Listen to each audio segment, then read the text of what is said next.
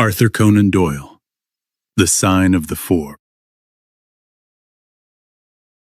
Chapter 5. The Tragedy of Pondicherry Lodge. It was almost 11 o'clock when we reached this last part of our night's adventure. We had left the wet fog of the big city behind us, and the night was quite clear. A warm wind blew from the west, and heavy clouds moved slowly across the sky. Sometimes half a moon showed through the gaps. It was light enough to see some distance, but Thaddeus Sholto took one of the side lamps from the carriage to give us better light on our way. Pondicherry Lodge stood in its own grounds, and a very high stone wall went all around it. The top of the wall had broken glass on it. There was only one way in, a narrow door with iron on it. Our guide knocked on it with a strange knock, like a postman. "Who is there?" cried a rough voice from inside. "It is I, McMurdo. You must know my knock by now." There was a grumbling sound and the noise of keys moving. The door opened slowly, and a short, strong man stood there. The yellow light of the lantern shone on his face and his small, suspicious eyes. "That you, Mr. Thaddeus? But who are the others? I had no orders about them from the master." "No, McMurdo. You surprise me. I told my brother last night that I would bring some friends." "He hasn't left his room today, Mr. Thaddeus, and I have no orders. You know I must follow the rules. I can let you in, but your friends must stay where they are." This was a surprise problem. Thaddeus Sholto looked around in a confused and helpless way. "This is too bad, McMurdo," he said. "If I say they are safe, that is enough for you. There is also a young lady. She cannot wait on the road at this hour." "Very sorry, Mr. Thaddeus," said the porter firmly. "People may be your friends, but not the master's friends. He pays me well to do my duty, and I will do it. I don't know your friends." "Oh, yes you do, McMurdo," cried Sherlock Holmes in a friendly way. "I think you remember me. Don't you remember the amateur who fought 3 rounds with you at Allison's rooms on the night of your benefit 4 years ago?" "Not Mr. Sherlock Holmes!" shouted the fighter. "By God, how could I not know you? If you had not stood there so quiet, but came forward and gave me that hit under the jaw, I would have known you at once. Ah, you have wasted your talent. You could have done very well if you had become a boxer. You see, Watson, if everything else fails, I still have one profession open to me," said Holmes, laughing. "Our friend will not keep us out in the cold now, I am sure." "Come in, sir, come in, you and your friends," he answered. "Very sorry, Mr. Thaddeus, but the orders are very strict. I had to be sure about your friends before I let them in." Inside, a gravel path went through empty and lonely grounds to a large, heavy house.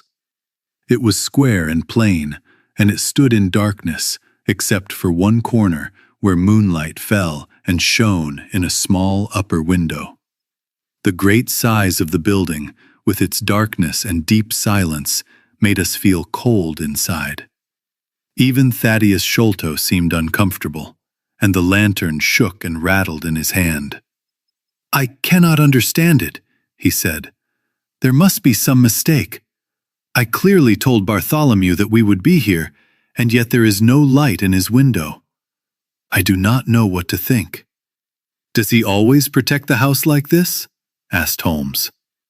"Yes, he follows my father's habit. He was my father's favorite son, you know, and I sometimes think that my father told him more than he told me. That is Bartholomew's window up there where the moonlight falls. It is quite bright, but I think there is no light inside." "None," said Holmes. "But I see a small light in that little window next to the door." "Ah, that is the housekeeper's room. Old Mrs. Burnstone sits there. She can tell us everything. But maybe you could wait here for a minute or two, because if we all go in together and she does not expect us, she may be afraid. But listen, what is that?" He lifted the lantern, and his hand shook so much that the light moved and flickered around us. Miss Morstan caught my wrist, and we all stood with beating hearts, listening carefully. From the large, dark house, in the quiet night, came a very sad and pitiful sound, the high, broken crying of a frightened woman. "It is Mrs. Burnstone," said Sholto. "She is the only woman in the house. Wait here, I will be back in a moment." He hurried to the door and knocked in his special way. We saw a tall old woman open the door for him, and she moved with joy when she saw him. "Oh, Mr. Thaddeus, sir, I am so glad you have come. I am so glad you have come, Mr. Thaddeus, sir." We heard her repeat her words of happiness until the door closed and her voice became quiet and unclear. Our guide left us the lantern. Holmes slowly moved it around and looked carefully at the house and the large piles of rubbish in the grounds. Miss Morstan and I stood together, and her hand was in mine. Love is a very strange thing, because we had never seen each other before that day. We had not said any loving words, or even looked at each other with love. And yet now, in a moment of trouble, our hands found each other naturally. I have thought about it many times since, but at that moment, it felt completely natural that I reached out to her. And, as she has often told me, she also felt the need to turn to me for comfort and safety. So we stood, hand in hand, like two children, and there was peace in our hearts, even with all the dark things around us. "What a strange place," she said, looking around. "It looks as if all the moles in England had been let loose here. I have seen something like this on a hill near Ballarat, where people were searching for gold." "And for the same reason," said Holmes. "These are marks left by people looking for treasure. You must remember that they searched for 6 years. It is not surprising that the ground looks like a gravel pit." At that moment, the door of the house suddenly opened, and Thaddeus Sholto ran out. His hands were stretched forward, and his eyes were full of fear. "There is something wrong with Bartholomew," he cried. "I am afraid. My nerves cannot take it." He was almost crying with fear, and his weak, shaking face, coming out of his large astrakhan collar, looked like the helpless face of a frightened child. "Come into the house," said Holmes, in a quick and firm voice. "Yes, please do," begged Thaddeus Sholto. "I really cannot give directions now." We all followed him into the housekeeper's room, which was on the left side of the passage. The old woman was walking up and down with a frightened face and moving hands. But when she saw Miss Morstan, she seemed calmer. "God bless your calm, sweet face," she cried, with a nervous sob. "It makes me feel better to see you.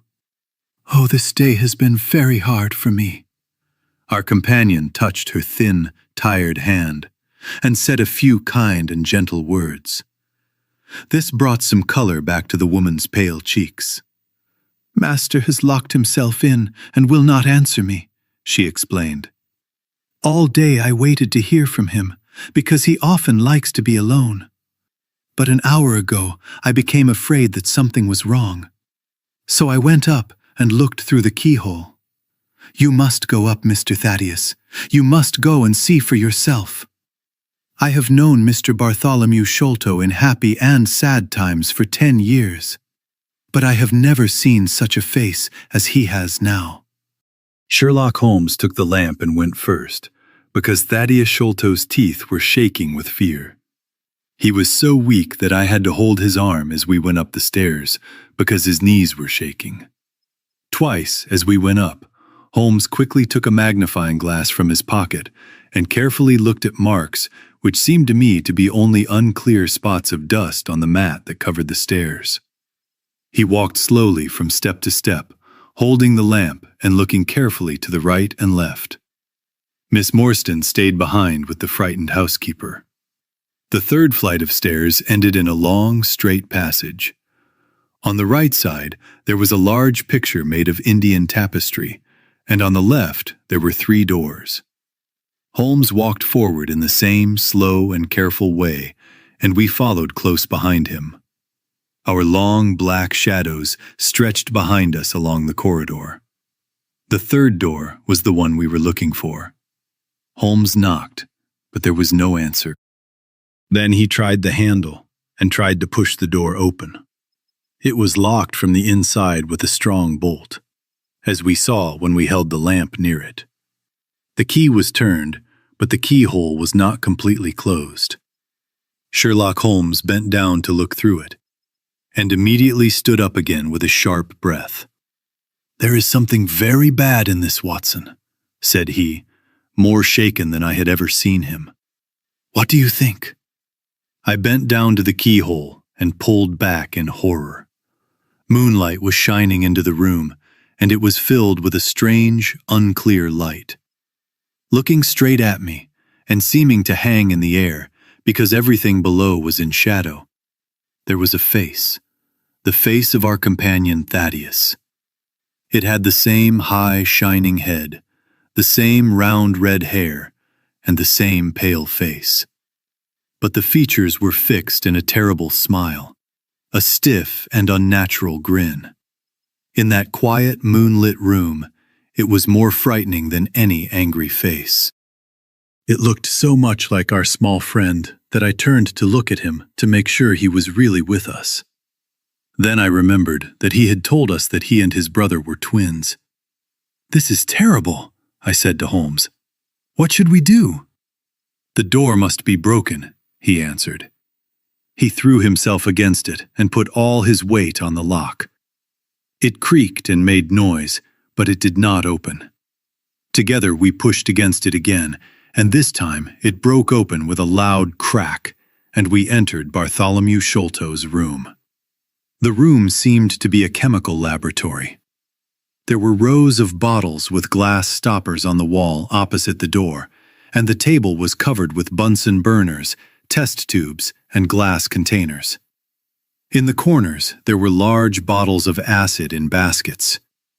One of them seemed to be leaking or broken because a dark liquid had run out, and the air had a strong, sharp smell like tar. There was a set of steps on one side of the room, among pieces of wood and plaster, and above them there was a hole in the ceiling big enough for a man to go through. At the bottom of the steps there was a long rope lying in a loose pile. By the table, in a wooden armchair, the master of the house was sitting in a collapsed position. His head was resting on his left shoulder, and that terrible, strange smile was still on his face. He was stiff and cold, and it was clear that he had been dead for many hours. It seemed to me that not only his face, but also all his limbs were twisted in a very strange way. By his hand on the table there was a strange object, a brown wooden stick, smooth and hard, with a stone head like a hammer, roughly tied on with thick string. Next to it there was a torn piece of paper with some words written on it. Holmes looked at it and then gave it to me. "You see," he said, raising his eyebrows in a meaningful way. In the light of the lantern I read, with a feeling of horror, "The sign of the four." "In God's name, what does it all mean?" I asked. "It means murder," he said, bending over the dead man. "Ah, I expected it. Look here." He pointed to something that looked like a long, dark thorn stuck in the skin just above the ear. "It looks like a thorn," I said. "It is a thorn. You can take it out, but be careful, because it is poisoned." I took it carefully between my fingers. It came out of the skin very easily, and there was almost no mark left. Only a tiny spot of blood showed where it had been. "This is all a mystery to me," I said. "It becomes more confusing instead of clearer." "On the contrary," he answered, "it becomes clearer every moment. I only need a few missing parts to understand everything." We had almost forgotten that our companion was with us after we entered the room. He was still standing in the doorway, looking very frightened, wringing his hands and quietly crying to himself. Suddenly, however, He gave a loud, sharp cry. "The treasure is gone," he said. "They have taken the treasure. There is the hole through which we lowered it. I helped him to do it. I was the last person who saw him. I left him here last night, and I heard him lock the door when I went downstairs." What time was that? "It was 10 o'clock. And now he is dead, and the police will be called, and I will be suspected of being involved. Oh yes, I am sure I will. But you don't think so, gentlemen? Surely you don't think it was me? Would I have brought you here if it was me? Oh dear, I know I will go mad." He moved his arms quickly and stamped his feet in a wild, uncontrolled way. "You have no reason to be afraid, Mr. Sholto," said Holmes kindly, placing his hand on his shoulder. "Take my advice and go to the station to report this to the police. Offer to help them in every way. We will stay here until you return." The little man obeyed in a confused way, and we heard him going down the stairs in the dark.